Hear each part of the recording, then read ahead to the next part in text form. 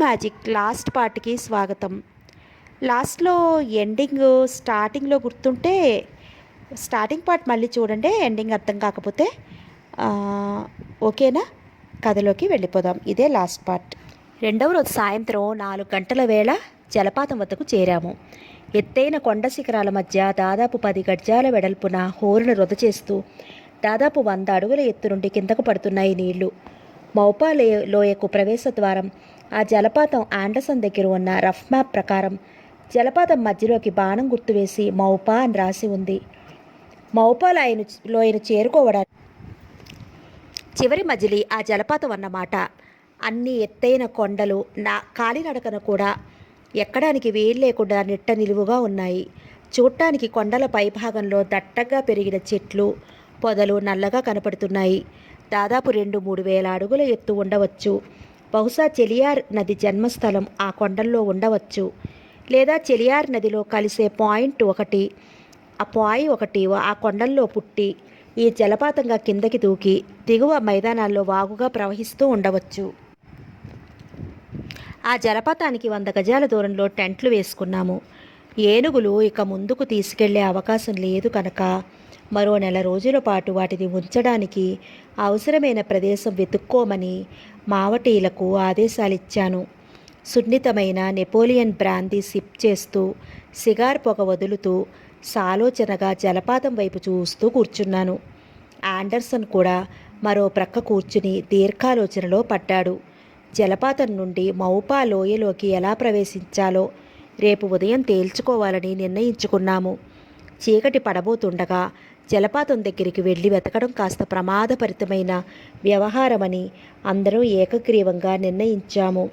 అయినా నేను మాత్రం చీకటి పడే వరకు జలపాతాన్ని జాగ్రత్తగా కళ్ళతోనే వెతుకుతూ కూర్చున్నాను. జెన్నీ కూడా మాతో పాటే మౌనంగా కూర్చుండిపోయింది. ఆ రాత్రి ఎక్సైట్మెంట్ వల్ల ఆలోచనల వల్ల చాలాసేపు నిద్ర పట్టలేదు. అర్ధరాత్రి దాటిన తర్వాత మెల్లమెల్లగా నిద్రలోకి జారాను. హఠాత్తుగా అరుపులు మూలుగులు లాంటివి వినిపించి చటుక్కున లేచాను. ఇంకా తెల్లవారలేదు, చీకటిగానే ఉంది. దూరాన జలపాతపు హోరు సన్నగా వినపడుతోంది. మా గుడారాల బయటే ఏదో గొడవ జరుగుతోంది. నాకన్నా ముందే జెన్నీ లేచి టెంట్ ప్లావులో నుండి బయట దృశ్యాన్ని చూడడానికి ప్రయత్నిస్తోంది. ఆండర్సన్ అన్నది జెన్నీ కుసకుసలుగా. టెంట్ ముందు నక్షత్రాల వెలుగులో కనపడిన దృశ్యం కొయ్యబారిపోయాను. ఆండర్సన్ శివాలు మదించిన కొదమసింహాల్లా హోరాహోరీ బాహాబాహి ముష్టియుద్ధం చేస్తున్నారు. సాధారణ పోట్లాట కాదది. నువ్వా నేనా అనే ధోరణిలో ఒకరినొకరు చంపుకోవడానికి జరుగుతోంది ఆ యుద్ధం. ఎవరు జంకినా రెండవ మనిషి ప్రాణాలు తీయడానికి వెనుకాడడు అనే విషయం ఇద్దరు గ్రహించి చేస్తున్న అంతిమ పోరాటంలా ఉంది. టెంట్ ప్లాప్ తొలగించి దగ్గరకు పరిగెత్తాను. ఆ మసక వెలుతురులో తెల్లని ఆండర్సన్ ఆకారం, నీడలాంటి శివ ఆకారం మదపుటేనుగుల్లా ఢీకొంటూ ఒకరి పీక ఒకరు నొక్కుకోవటానికి, ఒకరిని కిందకి తోసి మరొకరు పైకి రావడానికి ప్రయత్నం చేస్తున్నారు. ఆండర్సన్ 2 చేతులు శివ గొంతు నొక్కడానికి ప్రయత్నిస్తుంటే శివ పిడికిళ్ళు అతని ముఖాన్ని పచ్చడి చేస్తున్నాయి. స్టాప్ ఇట్, స్టాప్ ఇట్ అరిచాను వాళ్ళకి దగ్గరగా వెళ్ళి. నా వెనకే జెన్నీ కూడా వచ్చింది. ఇద్దరూ నన్ను పట్టించుకునే స్థితిలో లేరు. శివ పిడికిలి దెబ్బల దాటికి అతని గొంతు మీద ఆండర్సన్ హస్తాల ఒత్తిడి తగ్గింది. ఆండర్సన్ను తన వీపు మీద నుండి ఎత్తి చటుక్కున నేల మీదకి విసిరేసి మెరుపులా లేచి నిలబడ్డాడు శివ. మల్లయుద్ధంలో అతనికున్న అపారమైన నైపుణ్యం తెలియడానికి ఆ ఒక్క పట్టు చాలు. కింద పడిన ఆండర్సన్ కూడా చటుక్కున పక్కకు తిరిగి తన మెడవైపుకు తీసుకొస్తున్న శివపాదాన్ని 2 చేతులతో పట్టుకుని పక్కకు వంచాడు. దబేరున కింద పడ్డాడు శివ. మల్లయుద్ధంలో ఆండర్సన్ శివకేమి తీసిపోడని అర్థమైంది. For God sake Anderson, stop this bloody flight అరిచాను వాళ్ళిద్దరి మధ్యకి దూకుతూ. శివ చిరుతుల చెంగున గెంతి నిలబడ్డాడు. ఈ తెల్లవాడు అంటూ ఏదో చెప్పబోతున్నాడు. ఈలోగా ఆండర్సన్ పిస్తోలు ఎప్పుడు బయటికి తీశాడో గమనించలేదు. బహుశా అప్పటికి కాక్ చేసుకుని సిద్ధంగా ఉంచి ఉంటాడు. పిస్తోలు బయటికి తీసే అవకాశం అతనికి రాకుండా శివ అతనితో కలబడి ఉంటాడు. కానీ వాళ్ళిద్దరి మధ్యకి నేను రావటం వల్ల ఆండర్సన్కు ఆ అవకాశం వచ్చింది. శివ నాకు చెప్పబోతున్న మాట పూర్తి కాలేదు. ఠామ్ అని పిస్తోలు పేలింది. బలమైన సుడిగాలి పట్టి నెట్టినట్లు శివ 2 అడుగులు వెనక్కి వేశాడు. ఆండర్సన్ వైపు వేలెత్తి చూపటానికా అన్నట్లు అతని కుడి చెయ్యి పైకి లేచింది. వాళ్ళని అంటున్నాడు శివ. అతని నోట్లోంచి ఆ మసక చీకట్లో నల్లగా రక్తం బయటికి కారింది. ఛాతీ మీద పిస్తోలు గుండు తగిలిన చోట రక్తం ధారగా కారుతోంది. కుప్పలా కూలిపోయాడు శివ. ఆండర్సన్ను పాము కాటు నుండి కాపాడిన Shiva, the faithful obedient Shiva. Shiva is dead. Shocking, very shocking. ఆతృతగా శివ వైపు కదిలాను. నా వెనుక పిస్తోలు కాక్ చేసిన చప్పుడు విని గిరుక్కున వెనక్కి తిరిగాను. గుండె జల్లుమంది. ఆండర్సన్ చేతిలో పిస్తోలు నా వైపు గురిపెట్టబడి ఉంది. ఆండర్సన్! అరిచాను. భయం, ఎక్సైట్మెంట్, కన్ఫ్యూషన్ అన్నీ కలగలుపుగా కదులుతున్నాయి నా మనసులో. ఆ మసక వెలుతురులో ఆండర్సన్ ముఖంలో పైశాచిక ఆనందం గమనించాను నేను. నా ముఖంలో కన్ఫ్యూషన్, ఆందోళన, కాస్త భయం చూసి నవ్వుతున్నాడు ఆండర్సన్. అతని చేతిలోని పిస్తోలు బ్యారెల్ 3 గజాల దూరంలో ఉంది. అంత తక్కువ రేంజ్లో తప్పించుకోవడం సాధ్యపడదు. కానీ ఎందుకు ఇలా చేస్తున్నాడు ఆండర్సన్? ఆండర్సన్కు పిచ్చెక్కిందా? For God's sake, why this senseless killing? You are dead nicker అన్నాడు ఆండర్సన్ మెల్లిగా, జాగ్రత్తగా లేచి నిలబడుతూ. నిక్కర్! కోపంతో ఒంటి మీద రోమాలు నిక్కబడుచుకున్నాయి నాకు. నల్లవాళ్ళని అసహ్యంగా పిలిచేందుకు యూరోపియన్లు ఉపయోగించే మాట అది. నీగ్రో అనే పదానికి అది వికృతి. తాను జాత్యహంకారాన్ని, సాటి మానవుడి మీద అసహ్యాన్ని ఒకేసారి చెప్పడానికి ఉపయోగించే పదం అది. తొందరపడి ప్రమాదంలోకి దూకడం అవివేకం. కానీ ఆండర్సన్ హఠాత్తుగా ఇలా అడవి మృగంలా మారడానికి కారణం ఏమిటి? యు ఆర్ డెడ్ నిక్కర్ మళ్ళీ అన్నాడు ఆండర్సన్. తెల్లని పరువరస తలుక్కున మెరిసింది. జయప్రదంగా నవ్వుతున్నాడు. Not yet. జై ఇంకా చావలేదు ఆండర్సన్. ఆండర్సన్ వెనుక జెన్నీ ఎప్పుడు అటు వెళ్ళిందో నేను గమనించనే లేదు. ఆమె చేతిలో చిన్న పిస్తోలు, ఆ మసక చీకట్లో కూడా పిస్తోలు నికెల్ ప్లేటింగ్ తెల్లగా మెరుస్తోంది. ఆండర్సన్ వెనక్కి తిరిగే లోపలే జెన్నీ ముందుకు కదిలింది. ఆమె చేతిలోని పిస్తోల్ బ్యారెల్ అతని వీపుకు తగిలింది. Don't move Anderson. Drop the pistol అన్నది జెన్నీ తాపీగా. You double crossing bitch! బుసలు కొట్టాడు ఆండర్సన్ కోపంగా. నా కళ్ళ ముందు జరుగుతున్న డ్రామాను మంత్రముగ్ధుడి మళ్ళీ చూస్తున్నాను. Drop it! జెన్నీ కంఠంలో ఉక్కు, కరుకుదనం. అంత సౌకుమార్యంలో ఆ కరుకుదనం నేను ఊహించలేదు. ఆండర్సన్ పిస్తోలు కిందకి జారవిడచగానే కాలితో దాన్ని నా వైపుకు తన్నింది. వంగి పిస్తోలు తీసుకున్నాను. ఆండర్సన్ ఇంకా అలాగే నిలబడి ఉన్నాడు. అతనిలో నిస్సహాయతతో కూడిన కోపం పరవళ్ళు తొక్కుతున్నట్లు మూసి తెరుచుకుంటున్న అతడి పిడికిళ్ళు చెబుతున్నాయి. ఎందుకు చంపావు శివని అడిగాను. చెప్పలేదు ఆండర్సన్. నేను చెబుతాను అన్నది జెన్నీ. శివనే కాదు, ఆ ఇద్దరు మావటిల్ని చంపింది కూడా ఆండర్సన్నే. బహుశా కిట్టును కూడా ఇతనే చంపి ఉంటాడు. తల గిర్రుడు తిరిగినట్లయింది నాకు. ఎందుకు? వాళ్ళేం చేశారు? వాళ్ళు ఎప్పుడు చచ్చిపోయారు? అదే అడిగాను. షటప్ యు పిచ్ అరిచాడు ఆండర్సన్. పిస్తోలు మడమ తిప్పి బలంగా ఆండర్సన్ నెత్తి మీద మోదింది జెన్నీ. క్షణం గాలిలో ఊగిసలాడి స్పృహ తప్పి కూలబడ్డాడు ఆండర్సన్. జెన్నీ అన్నాను గబగబా ముందుకు వస్తూ. మౌపా వ్యాలీలో అంతులేని ధనరాశులున్నాయి. అక్కడున్న శివ టెంపుల్లో అమూల్యమైన వజ్రాలు, రత్నాలు ఉన్నాయట. వాటిని దోచుకోవడం ఆండర్సన్ పథకం. అందుచేత ఆ లోయలో ప్రవేశించే లోపునే మీ అందరినీ మట్టుపెట్టడానికి నిర్ణయించుకున్నాడు అన్నది జెన్నీ అలాగే నిలబడి. ముందు వస్తున్నవాణ్ణి అలాగే ఆగిపోయాను. వాట్? ఐ డోంట్ బిలీవ్ అన్నాను నమ్మలేనట్లు. Yes, it is true. చిగా తెగ పూజించే శివాలయంలో అంతులేని ధనరాశులు ఉన్నట్లు లిటిజన్ తన డైరీలో రాశాడు. వాటి కోసమే ఆండర్సన్ వచ్చింది. మరి నువ్వు నీకిదంతా ముందే తెలుసా అడిగాను. వింటున్నది నిజమనిపించడం లేదు. ఎస్, తెలుసు. నేను ఆండర్సన్ స్టూడెంట్ని. తనను పెళ్లాడితే ఈ ధనరాశులని నా వశం చేస్తానని చెప్పాడు. చిన్నప్పటి నుంచి లేమిలో బ్రతికాను. చదువు మాత్రం అప్పింది. ఇంగ్లండ్లో చదువు వల్ల ఆడదానికి ప్రయోజనం లేదు. డబ్బు కావాలి, ఆస్తి కావాలి. ఆస్తి, అందం ఉన్న స్త్రీ మహారాణిలా వెలిగిపోతుంది. హయ్యర్ సొసైటీలోకి ప్రవేశం దొరుకుతుంది. నాకు అందం ఉంది, ఆస్తి లేదు. ఆండర్సన్ ప్రతిపాదన బాగానే ఉందనిపించింది. మౌపాలోయలో నిధి ఆండర్సన్ పరమైతే అతన్ని పెళ్లి చేసుకుంటానన్నాను. This is the truth, nothing but the truth. కానీ ఇప్పుడు ఏడుస్తోంది ఆమె. జెన్నీ వెక్కి వెక్కి ఏడుస్తోంది. వింటున్న విషయాన్ని ఎలా అర్థం చేసుకోవాలో తెలియడం లేదు. ఒక్కసారిగా తెలియని రహస్యాలు నా ముందు వికటాట్టహాసం చేస్తున్నాయనిపించింది. ఆ ఏటి ఒడ్డున ఇసుక తిన్నెల మీద ఆమెలో నేను, నాలో ఆమె. ఏనుగు అంబారీల మీద ఒకరి చేతిలో మరొకరి చెయ్యి, కళ్ళల్లో కళ్ళు. మా సంబంధం ఆండర్సన్కి తెలియనేకూడదనడం. జెన్నీ ఇందులో ఏది నిజం, ఏది అబద్ధం? తల తిరిగిపోతోంది. ఐఎమ్ సారీ జై, దిస్ ఈస్ ద ట్రూత్. కానీ ఇప్పుడు I don't want the wealth. Don't want it. ఆ నిధి నాకక్కర్లేదు జై. ఇన్ని మరణాలు, ఇంత ద్రోహం చేస్తూ ఆ నిధి నాకక్కర్లేదు. ఐ లవ్ యూ జై. Believe me, I love you. ఏడుస్తూ నా గుండెల మీద వాలిపోయింది జెన్నీ. అలా ఎంతసేపు ఉన్నామో తెలియదు. దుఃఖం వలన జెన్నీ, స్తబ్దుడైన నేను. చటుక్కున ఎవరో కదిలిన చప్పుడు ఏమిటో చూసే లోపలే తల మీద బలంగా దెబ్బ పడింది. కళ్ళు బైర్లు కమ్మాయి. పూర్తిగా స్పృహ పోతుండగా కెవ్వున జెన్నీ వేసిన కేక లీలగా వినపడింది. స్పృహ వచ్చేటప్పటికి పూర్తిగా తెల్లవారిపోయింది. తలలో ఎవరో సుత్తులు పెట్టి బాదుతున్నట్టు నొప్పి. అతి కష్టంగా కళ్ళు విప్పాను. లేచి నిలబడటానికి కాళ్ళు చేతులు కదలడం లేదు. అప్పుడు గ్రహించాను, కాళ్ళు చేతులు కట్టేసి ఉన్నాయని. ఎక్కడా మనుషుల అలికిడి లేదు. జెన్నీ కానీ ఆండర్సన్ కానీ ఎవరూ లేరు. మెల్లిమెల్లిగా జరిగిన సంఘటనలు గుర్తు తెచ్చుకోవడం ప్రారంభించాను.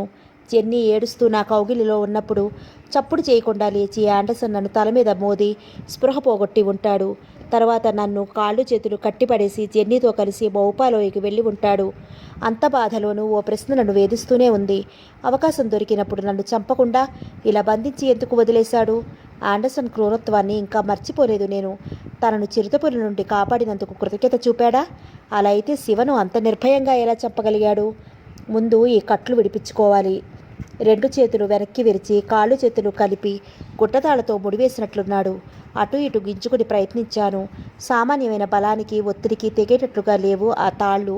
దూరంగా ఏటి ఒడ్డున రాతి బండలు కనపడుతున్నాయి. మెల్లగా పాకుతూ వాటి దగ్గరికి చేరుకున్నాను. చాలా శ్రమ బాధతో కూడుకున్న పని. పొట్ట మీద పాకుతూ వెళ్ళటం.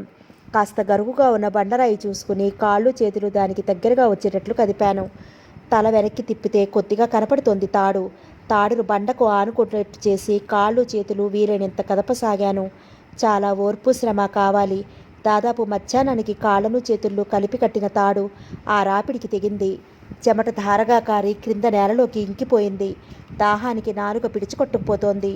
ఉమ్మి ఊయకుండా నోట్లో తడిని ఆపుకుంటున్నాను. తర్వాత మెల్లగా చేతుల్ని రాతికేసి రాపాడించసాగాను. తాడు అంచె మీద జారినప్పుడల్లా చేతులు గీసుకుపోయి మంట పుడుతున్నాయి. మరో గంటకి చేతుకున్న తాళ్ళు కూడా తెగిపోయాయి. అప్పటికి ఒంట్లో శక్తి అంతా పోయి నిస్సత్తువ ఆవరిస్తోంది. రెండు చేతులు ఫ్రీ అయిన తర్వాత కాలికట్లు విప్పుకోవడం 2 నిమిషాల పని. కాలి పిక్కలకుండే మేజోడు వర నుండి నా హంటింగ్ నైఫ్ ఆండర్సన్ తీసేయకపోవడం గొప్ప అదృష్టం. చకచక తాళ్ళు కోసేసి నిలబడ్డాను. ఒకసారి తూలు పడపోయి నిభాయించుకున్నాను.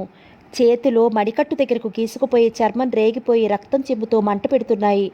మెల్లిగా వాగులోకి దిగి దోసిట్లో నీళ్లు పట్టి ముఖం మీద పూసుకున్నాను. క్షణం ప్రాణం తెప్పరిల్లినట్లయింది. తర్వాత 4 దోసెల నీళ్లు త్రాగి ముఖం కడుక్కున్నాను. చల్లటి వాగునీరు ముఖానికి తగలగానే ఒంట్లో శక్తి తిరిగి వస్తున్నట్లనిపించింది. మెల్లిగా వెనక్కి తిరిగి నడుచుకుంటూ టెంట్ల దగ్గరికి నడిచాను. టెంట్ల ముందు శివ శవం ఇంకా అలానే పడి ఉంది. కుప్పలుగా ఈగలు, కీటకాలు అతని శరీరం మీదకి పాకుతున్నాయి. శివ పడుకున్న టెంట్లోనే మావటీలు కూడా పడుకున్నారు. ఇద్దరు గొంతులు తెగిపడి ఉన్నారు. శివ ఆ టెంట్లో ఉండగానే ఆ ఇద్దరిని ఆండర్సన్ ఎలా చంపగలిగాడో అర్థం కాలేదు. ఆ టెంట్లోనే ఉన్న మా సప్లైస్ చాలా వరకు అలాగే ఉన్నాయి. కొద్దిగా ఆహార పదార్థాలు, తుపాకుల తూటాలు మాత్రం లేవు. అదనంగా ఉన్న తుపాకుల్ని నదిలో పడేయటమో వెంట తీసుకుపోవడమో చేసి ఉంటాడు ఆండర్సన్. బ్రాందీ బాటిల్ ఓపెన్ చేసి బాటిల్ ఎత్తి కటకటా 4 కుక్కలు తాగేశాను. గొంతు పగ్గుమన్నా ఓ నిమిషం తర్వాత కాస్త హుషారు వచ్చింది. మేమున్న టెంట్లో ఉంచిన వాళ్ళిద్దరి సామాన్లు పూర్తిగా తీసుకుపోయారు. బహుశా జెన్నీని భయపెట్టి వెంట తీసుకుని పోయి ఉంటాడు. వెంటనే వాళ్ళను వెంటాడుతూ వెళ్లాలని ఉంది. కానీ వాళ్ళ ముగ్గురి శవాలు అలా వదిలేస్తే సాయంత్రానికి హైనాలు పీక్కు తింటాయి. ఇప్పటికే ఇంకా రాబందులు ఈ శవాన్ని కనిపెట్టకపోవడం ఆశ్చర్యం. షోవెల్ ఒకటి తీసుకుని వాగు ఒడ్డమ్మటే ముగ్గురికి సరిపడా గొయ్యి తవ్వాను. ఇసుక నేల కాబట్టి అట్టే శ్రమ లేకుండా మెత్తగా తెగింది నేల. గొయ్యి తవ్వుతూనే జలపాతం వైపు చూస్తూ ఆలోచిస్తున్నాను. డిటిజన్ మ్యాప్లో జలపాతం మధ్యకి వేసిన బాణం గుర్తుకు ఎప్పికి తెచ్చుకున్నాను. వాళ్ళ ముగ్గురిని పూడ్చి వెనక్కి తిరుగుతున్నప్పుడు గమనించాను. జలపాతానికి మధ్యగా సగం ఎత్తులో కొండలో సహజంగా ఏర్పడిన రాతి మెట్లు. వాటి కోసం ప్రత్యేకంగా గమనించకపోతే అసలు గుర్తు తెలియవు. అవి కొండ రంగులో కలిసిపోయి నాచు పట్టి కొండలో ఏర్పడ్డ పగుళ్ళలా ఉన్నాయి. ఉదయం నుంచి ఏమీ తినకపోవడం వల్ల చాలా నిస్సత్తువుగా ఉంది. టెంట్లోని సప్లయింగ్లో నుండి హాట్ బిస్కెట్లు తీసి నీళ్లు తాగాను. మళ్ళీ ఆలోచన వచ్చి కాసిని బిస్కెట్లు, ఓ బ్రాందీ బాటిలు హ్యావర్ శాక్లో పట్టించుకుని భుజానికి తగిలించుకున్నాను. మళ్ళీ గుర్తుకు వచ్చి ఓ పారాఫిన్ డబ్బా, చుట్టలు, అగ్నిపెట్టెలు కూడా పడేశాను.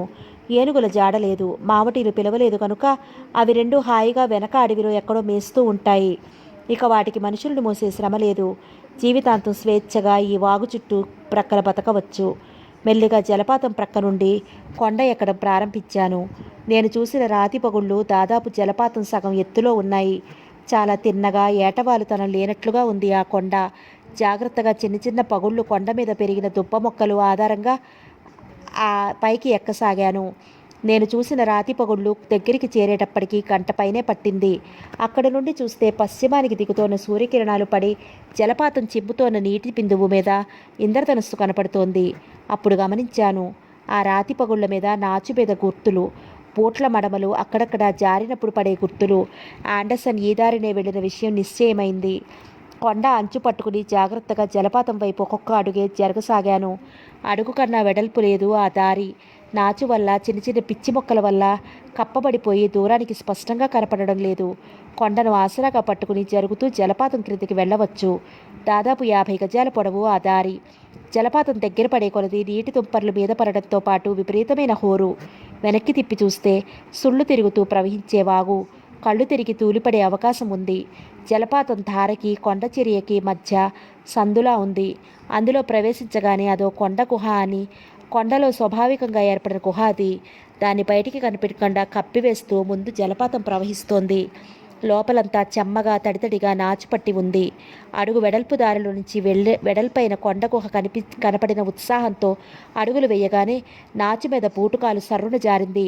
గుహ గోడ మీద పెరిగిన చిన్న చెట్టు కొమ్మ చేతికి దొరక్కపోతే కిందకి దొర్లి జలపాతంతో పాటు 100 అడుగుల కింద బండల మీద పడి జలసమాధి అయ్యేవాణ్ణి.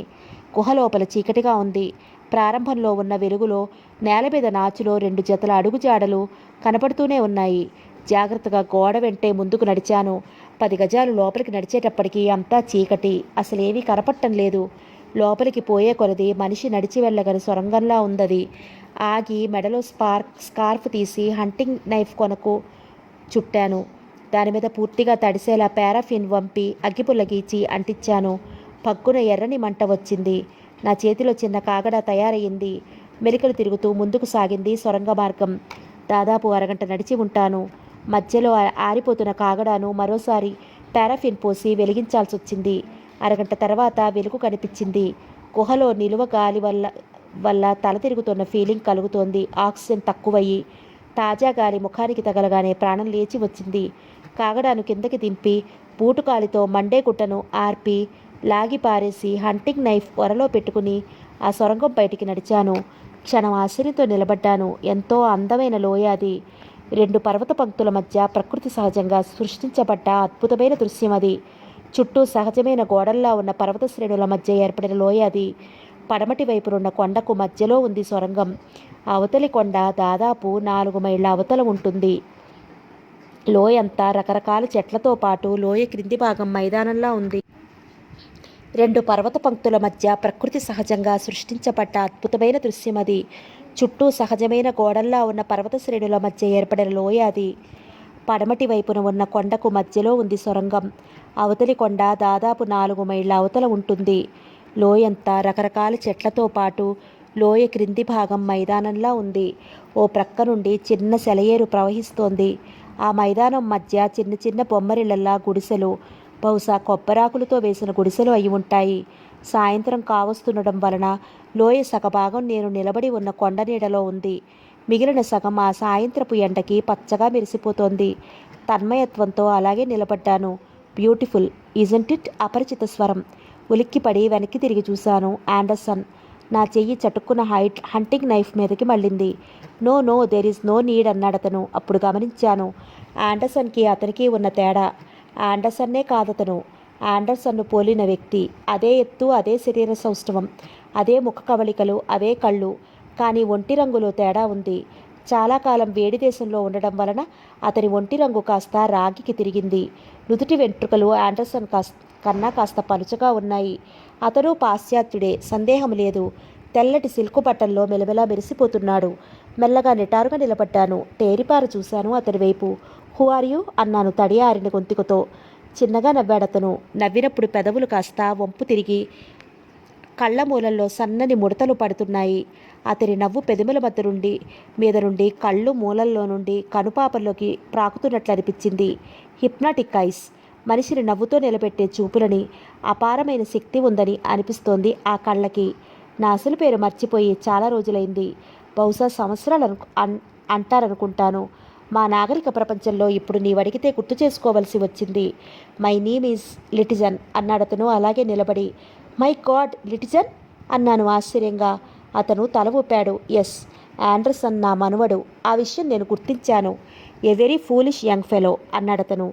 అతను యాండర్సన్ పేరు చెప్పగానే హఠాత్తుగా జెన్నీ గుర్తుకొచ్చింది నాకు. ముందు జెన్నీకి ఏమైందో తెలుసుకోవాలి. జెన్నీ అన్నాను ప్రశ్నార్థకంగా. Don't worry, she is safe, both of them. Tell me young man, why did you come here అన్నాడు లిటిజన్ పక్కనే ఉన్న చిన్న రాతిబండ మీద కూర్చుంటూ. ఇదంతా కలలో జరిగినట్లుగా ఉంది నాకు. ఉదయం నుండి ఒకదాని తర్వాత ఒకటి ఊపిరి సలపును కోనివ్వకుండా సర్ప్రైజెస్ వర్షం కురుస్తోంది నా మీద. నా ఎదురుగా బలంగా ఆరోగ్యంగా నవ్వుతూ మాట్లాడుతున్న వ్యక్తి 100 ఏళ్ల క్రితం లిటిజన్ అంటే ఆశ్చర్యంగా ఉంది. పైగా ఏనాడో పరిచయం ఉన్న పాత స్నేహితుడికి మళ్ళీ తాపీగా బండరాయి మీద కూర్చుని మాట్లాడుతున్నాడు. సిడౌన్ సిడౌన్ అన్నాడు లిటిజన్ మరో బండరాయి చూపెడుతూ.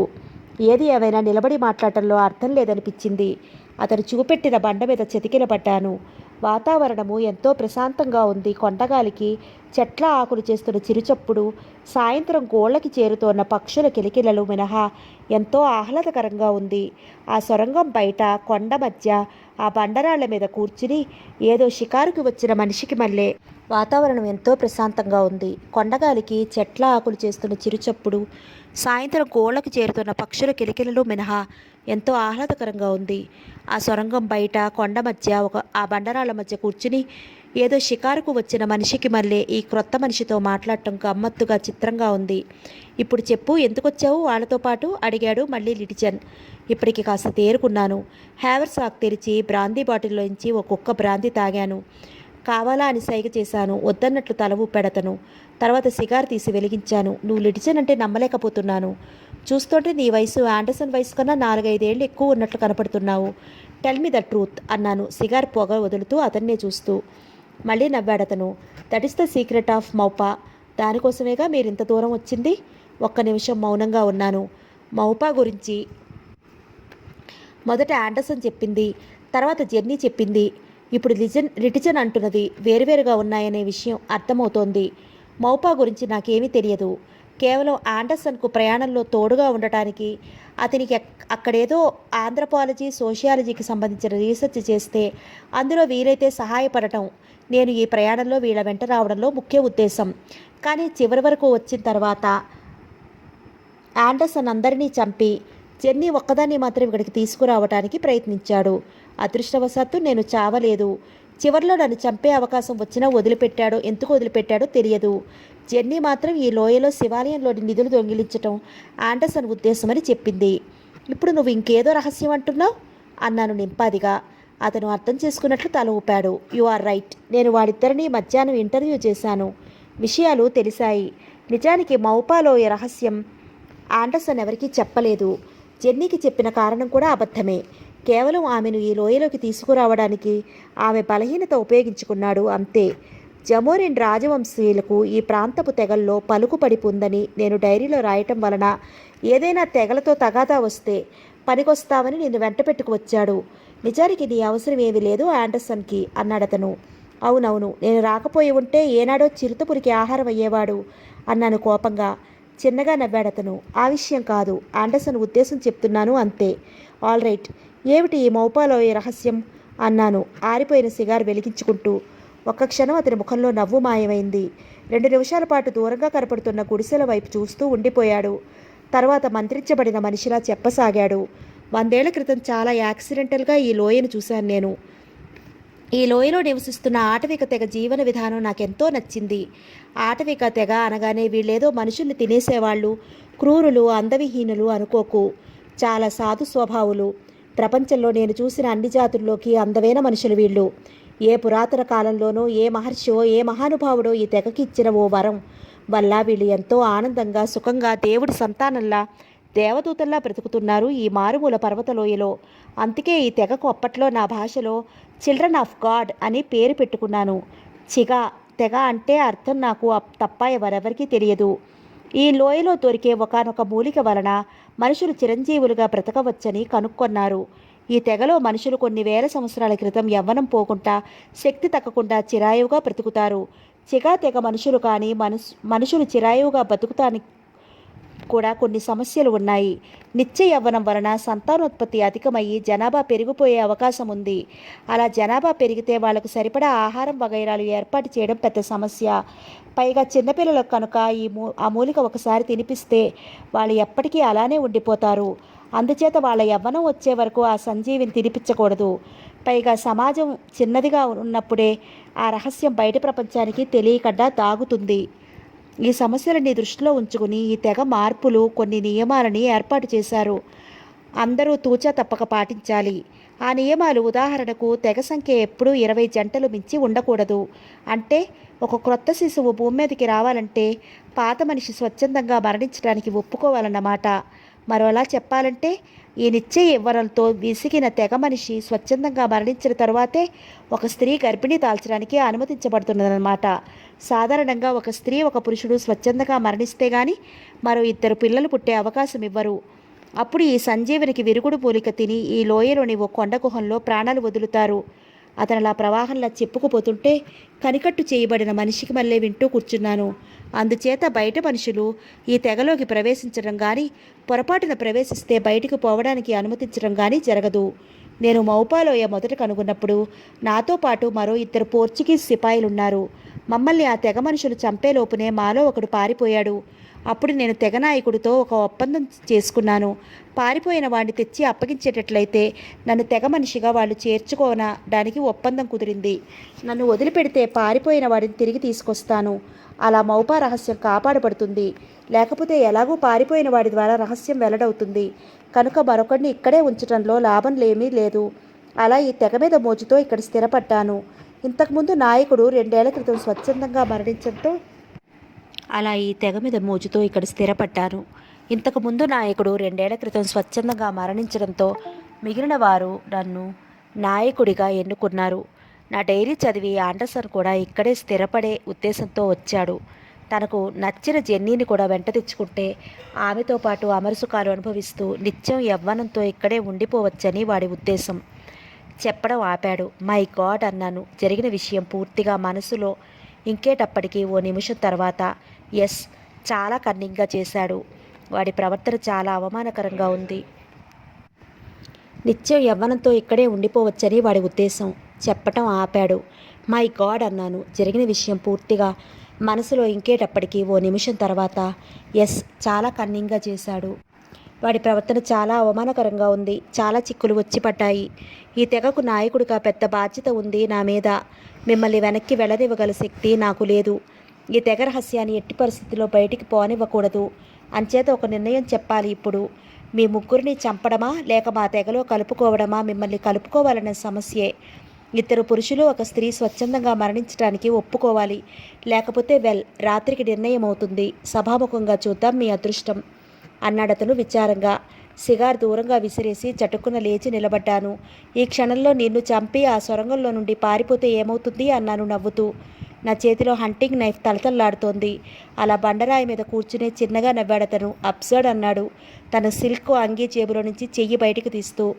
అతని చేతిలో 6 అంగుళాల పొడవున్న వెదురు పొంగు లాంటి కర్రముక్క ఉంది. ఓవైపు పోలుగా కనపడుతోంది. నా చేతిలోని ఆయుధం మీరు ఉపయోగించే తుపాకీ కన్నా బలమైనది. నేను వేలు కదిపితే ఇందులోని విషపు ముళ్ళు 100 గజాల్లోని వస్తువులలో సూటిగా గుచ్చుకుంటుంది. దాదాపు 20 ముళ్ళుంటాయి ఇందులో. విరుగుడు లేని విషయం అన్నాడతను. అతని కంఠంలోని కాఠిన్యాన్ని గుర్తుపట్టలేని మూర్ఖుణ్ణి కాను. అతను చెప్పేది నిజమో అబద్ధమో పరీక్ష చేయదలుచుకోలేదు. వంగి హంటింగ్ నైఫ్ను వరలో పెట్టాను. ఓడిపోయినట్లు భుజాలు ఎగరేశాను. పద, వాళ్ళందరూ మన కోసం కాచుకుని ఉంటారు అన్నాడతను లేచి నిలబడుతూ. జస్ట్ 1 క్వశ్చన్ అన్నాను. అడుగు. ఒకవేళ మీ తెగలో కలుపుకున్నాక నేను పారిపోతే? అడ్డంగా తల ఊపాడతను. చిగా తెగలో భాగమైన తరువాత నువ్వు ఆ పని చెయ్యలేవు. ప్రపంచంలో అరుదైన మనుషుల్లో ఒకడివవుతావు. ఈ జీవితం విసుగెత్తి స్వచ్ఛందంగా మరణించాలనే కాంక్ష తప్ప ఏ కొద్దిమందికో దొరికిన ఈ అమరత్వాన్ని అందరికీ చెప్పి శాశ్వతంగా ఆ తెగను నాశనం చేయవు. శాశ్వతంగానా అన్నాను అర్థం కానట్లు. అవును, చిగా రహస్యం తెలిసిన మనిషి ఒకడు బయటి ప్రపంచంలో బ్రతికుంటే ఇక చిగా తెగ ఉండదు. అంటే బయటికి వెళ్ళిన మనిషిని నిర్ణీత గడువులో పట్టుకుని చంపలేకపోతే ఈ రహస్యం మిగిలిన వాడితో ముగుస్తుంది. మిగిలిన వాడు స్వచ్ఛందంగా మరణం ఆశ్రయిస్తారు అన్నాడతను. నన్ను ముందుకు దారి తీయమని సైగ చేస్తూ కొండ మీద నుండి కిందికి వెళ్లే కాలిబాట వైపు కదిలించాను. కిందకి దిగుతూ అడిగాను, మౌపాలోయి అనే పేరు కూడా నువ్వే పెట్టావా? Yes, this is the mountain of paradise. మనిషికి స్వర్గం లాంటి ప్రదేశం ఇది. మౌంటైన్ ఆఫ్ ప్యారడైజ్లోయనే మౌపాలోయ అంటున్నాను. సంధ్య చీకట్లు కమ్ముకుంటుంటే మేము లోయలో ప్రవేశించాము. ఆ రోజు రాత్రి తప్పనిసరి నిర్ణయం జరిగింది. ఆ తెగలో కొందరు ఉదారులు, నిజంగా చిల్డ్రన్ ఆఫ్ గాడ్ వాళ్ళు, ఓ జంట స్వచ్ఛంద మరణానికి ఒప్పుకున్నారు. జెన్నిఫర్ తెగలో కలవటం ఖాయం. ఇక నేనా ఆండర్సన్నా? చర్చను మౌనంగా వింటున్న నాకు బ్లడ్ ప్రెషర్ పెరుగుతోంది. ఇంకెవరూ స్వచ్ఛంద మరణానికి ముందుకు రాలేదు. వెరీ గుడ్ అన్నాడు లిటిజన్ శాంతంగా. 100 ఏళ్లు పైచిరుకు బ్రతికాను. బ్రతుకు సరదా ఇక లేదు. మనిషి ఎల్లకాలం బ్రతకాలనే ఆశ తప్ప అలా బ్రతికే సరదా లేదు. స్వచ్ఛందంగా మరణించడంలో మరో అనుభవం, మరో కొత్త థ్రిల్ కనపడుతుంది కనుక నేనే తప్పుకుంటాను. మీరంతా మరో నాయకుడిని ఎన్నుకోండి. అతని ముఖంలో గంభీరత, ప్రశాంతత, కించిత్ ఆనందము కనిపించాయి నాకు. ఆ రోజు రాత్రే వాళ్ళు ముగ్గురు మృత్యుగుహలోకి ప్రవేశించారు. తెగ మనుషులందరూ గుహద్వారం వరకు వెళ్ళి వాళ్లకు వీడ్కోలు ఇచ్చారు. లోపలికి వెళ్లే ముందు అందరూ చూస్తుండగా సంజీవి విరుగుడికి మూలిక మింగారు. ముందు ఆ జంట వెనుకే లిటిజన్ మరో గంటలో అకస్మాత్తుగా వాళ్ళ గుండెలు పనిచేయడం ఆగిపోతాయి. చివరిసారిగా వెనక్కి తిరిగాడు లిటిజన్. అతని పెదవుల మీద నవ్వు, అదే హిప్నాటిక్ నవ్వు. అతని చెయ్యి గాలిలోకి లేచింది. Good bye friends, this is for ever. నా కళ్ళ వెంట ధారాపాతంగా నీళ్లు కారుతున్నాయి. ఉపసంహారం. జయసింహ కళ్ళ వెంట ధారాపాతంగా నీళ్లు కారుతున్నాయి. మా ముందు ఖాళీ అయిన విస్కీ సీసాలు వెక్కిరిస్తున్నాయి. జెన్నీ ఎక్కడుంది అడిగాను. కథలో లీనమైపోయి. జేబులోంచి వ్యాలెట్ తీశాడు. తెరిచి నా ముందుంచాడు. నలిగి దాదాపు చిరిగిపోతున్న ప్యాథటర్స్ అది. దానికి ఓవైపు పగిలిన సన్నని మైకా పొర వెనుక 25 ఏళ్ల అందమైన యువతి నవ్వుతోంది. జెన్నీ అడిగాను తిరిగి చేస్తూ. తల ఊపాడతను. ఎలా తప్పించుకున్నారు అడిగాడు ఉత్సుకత చంపుకోలేక.